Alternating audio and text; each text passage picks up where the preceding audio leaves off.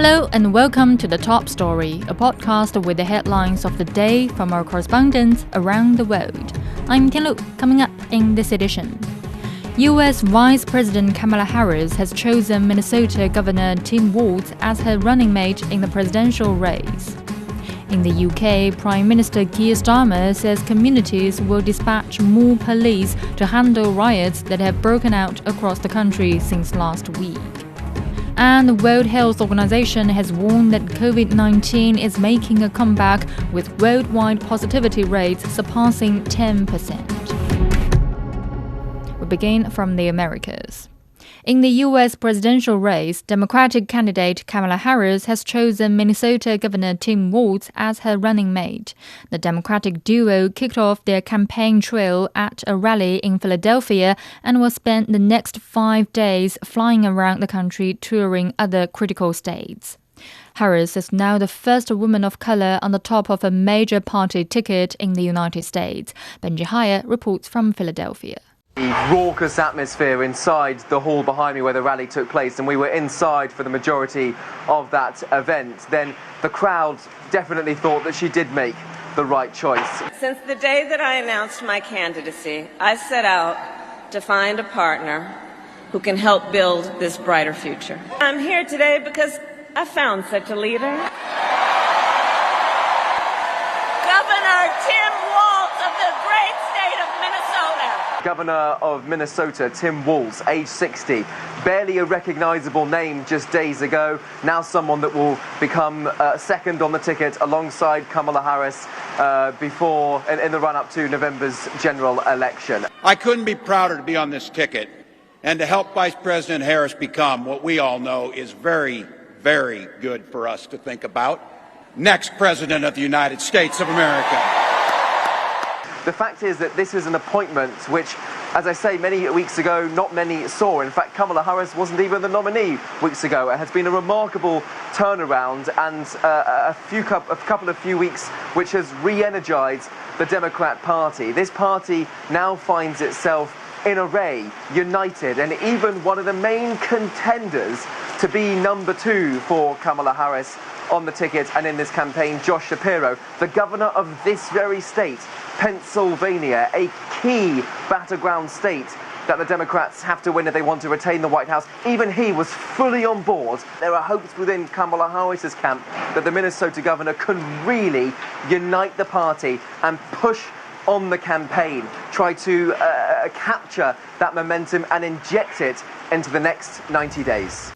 That was Benji Haya following Vice President Kamala Harris on her campaign trail.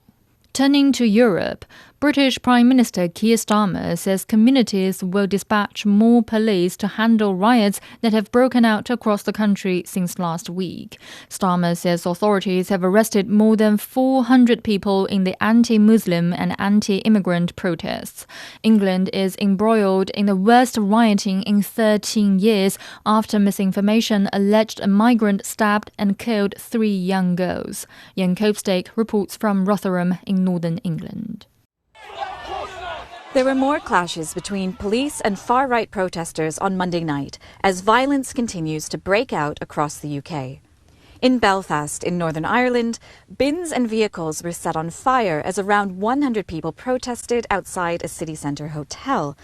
And in Plymouth, in the southwest of England, police wrestled back protesters trying to breach their line for several hours. Rioting has continued around the country a week after misinformation spread online around the fatal stabbing of 3 young girls in Southport in the northwest of England. Anti-immigrant and far-right groups used false reports that the murders were committed by a Muslim asylum seeker to spark these violent protests in towns and cities. In Rotherham, the protests focused on this Holiday Inn, which was attacked on Sunday by a crowd of over 700 people. This hotel has been housing asylum seekers for several years and is in the middle of a residential housing estate. The UK's new Defence Secretary, John Healey, is also the local MP for the area. We were told by several residents off camera that Healey had been campaigning the former Conservative government for years to have the claims of asylum seekers here processed quicker. They said nothing was done to resolve this. People seem to have just had enough of everything, not just riots or certain incidents of violence, but I think tensions are high, and they have been for a while. Other people we spoke to, some who didn't want to be filmed, said they were embarrassed by the violence against people who had come to England to find safety. It makes me sad to be English, really, because, this is the kind of people all over the world are going to see of us. I don't think it had to happen. It's misinformation. That's what it is. And violence just is never the answer for these kinds of things. Several people here told us they watched the hotel riot live on social media apps like TikTok and X. Even Elon Musk's waded in, responding to a comment about the effects of mass migration and open borders contributing to the riots by saying civil war is inevitable. The Prime Minister's official spokesman said there was no justification for this remark. Fears that misinformation is spreading rapidly online continue. A message is now circulating widely on WhatsApp threatening attacks on Wednesday on immigration law offices and refugee centres across the UK. Prime Minister Keir Starmer says the full force of the law will be brought down on anyone participating in the riots, whether on or offline. For the new government, a huge policing challenge in their first few weeks in office doesn't seem to have an immediate end in sight. That was Ian Cope's take on the widespread anti-immigration riots in the UK. In the Middle East, Chinese Foreign Minister Wang Yi has discussed the Middle East situation with his counterparts from Egypt and Jordan over the phone. During the phone call with the Egyptian diplomat, Wang said China condemns the assassination of Hamas leader Ismail Haniyeh in Tehran, saying the act violates the basic principles of the UN Charter, infringes on Iran's sovereignty, and severely undermines efforts to promote peace. The Chinese foreign minister also said the country will strengthen solidarity with Arab countries and work with all parties to avoid further escalation and deterioration of the situation. Egyptian Foreign Minister Badr Abdulati said his country appreciates China's role in promoting peace in the Middle East, and it is grateful for China's efforts in promoting internal reconciliation in Palestine. While talking to Jordanian Foreign Minister Ayman Safadi, Wang said the key to avoiding the deterioration of the situation is to achieve a permanent ceasefire in Gaza, and the international community should have a more consistent voice on this issue. Meantime, Hezbollah's Secretary General has pledged what he calls a strong and effective response to the killing of its military commander. Hassan Nasrallah said Hezbollah will act either alone or with its regional allies. He did not specify the timing or how an attack might happen. The Lebanese Health Ministry reported that 5 Hezbollah members died in an Israeli airstrike in a southern Lebanese village. Israel said the strike targeted a Hezbollah military structure. Zahra Al-Dazi has more. Hezbollah Secretary General Hassan Nasrallah said in a televised speech on Tuesday the group will respond to last week's assassination of military commander Fuad Shukr, but did not specify the timing or how an attack might happen. There were more Israeli attacks on Tuesday. The Lebanese Health Ministry said 5 members of Hezbollah were killed in an Israeli airstrike in the town of Mayfadoun, 30 kilometers from the Lebanese-Israeli border. We cannot ask anyone in Lebanon or outside Lebanon to treat the aggression that happened last Tuesday as a normal aggression in the context of the upcoming battle 10 months ago. So our response will be strong, effective, and between us and them are the days and nights, and we are waiting for the field. The town of Mays al-Jabal mourned 2 paramedics who were killed on Monday in an Israeli drone strike.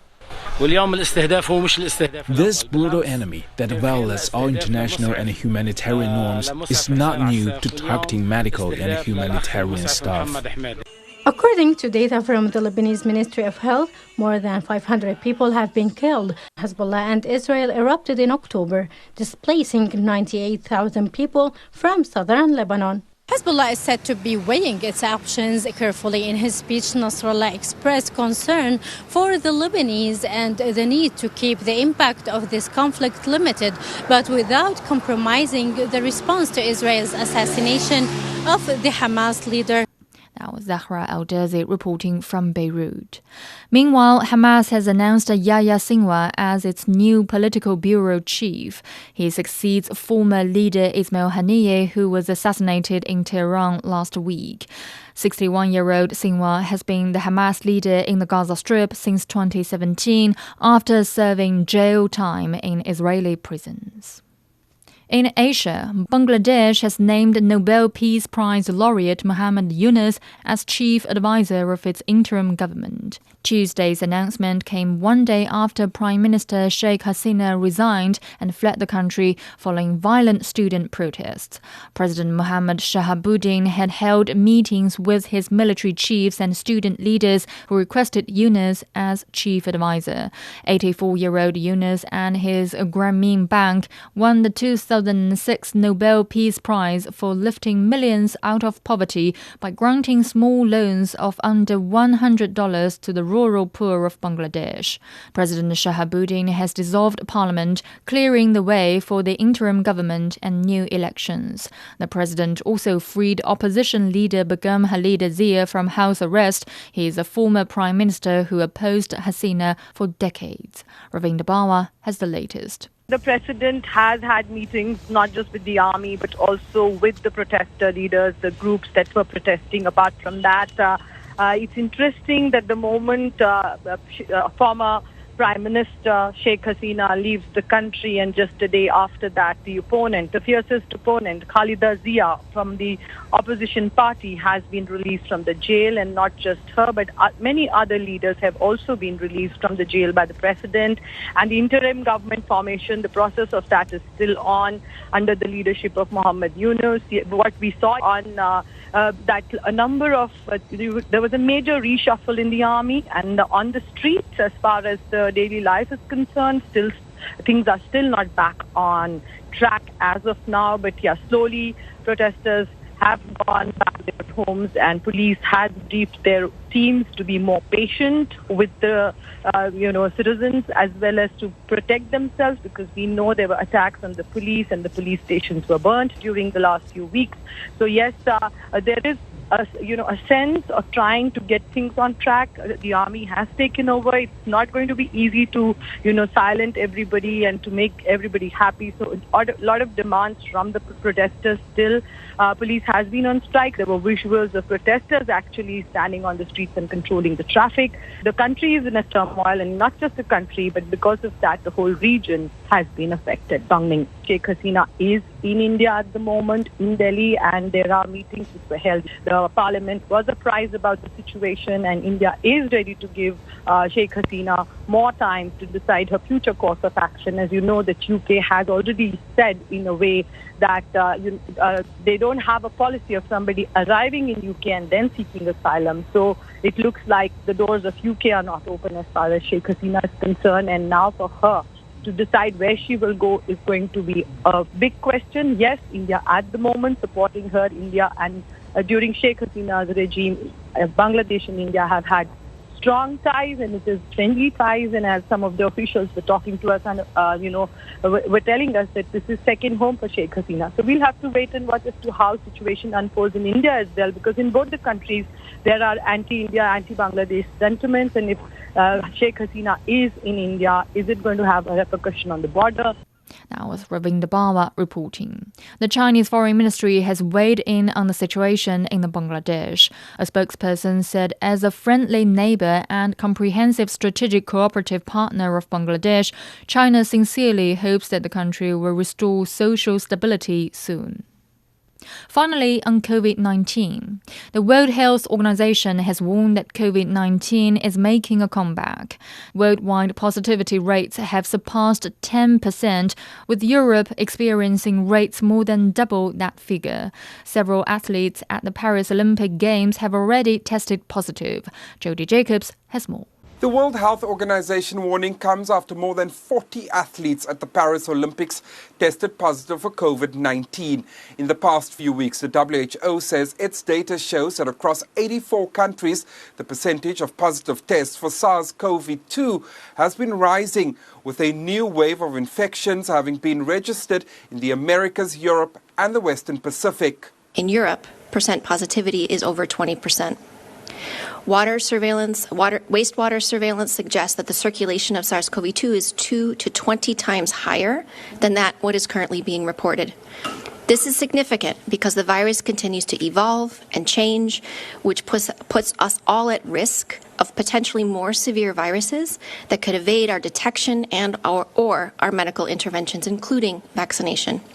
The WHO says it's been working alongside authorities in Paris and has taken a number of measures to prevent the spread of infectious diseases. It says more people than before are wearing masks at the Olympic Games. The UN's health agency is concerned that many countries are not reporting their COVID-19 statistics. Hospitalization rates, it says, have increased in the Americas, Europe and the Pacific, but only 35 countries and territories are providing relevant information with the WHO.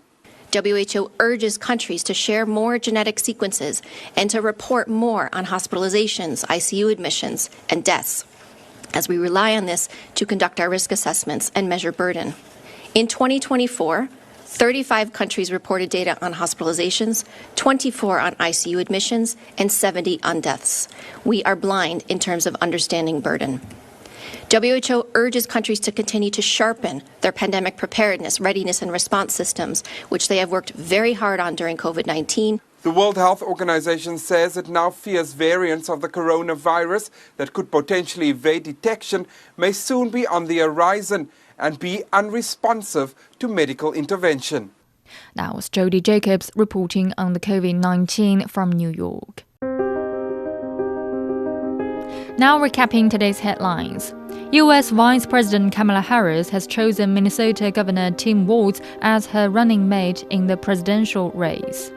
In the UK, Prime Minister Keir Starmer says communities will dispatch more police to handle riots that have broken out across the country since last week. And the World Health Organization has warned that COVID-19 is making a comeback, with worldwide positivity rates surpassing 10%. That's it for this edition of The Top Story, a podcast that brings you world headlines every weekday. For more news in politics, business, sports and culture, you can subscribe to The Beijing Hour, a one-hour podcast news magazine program. We welcome and appreciate all ratings and reviews. I'm Tianlu. Thank you for listening.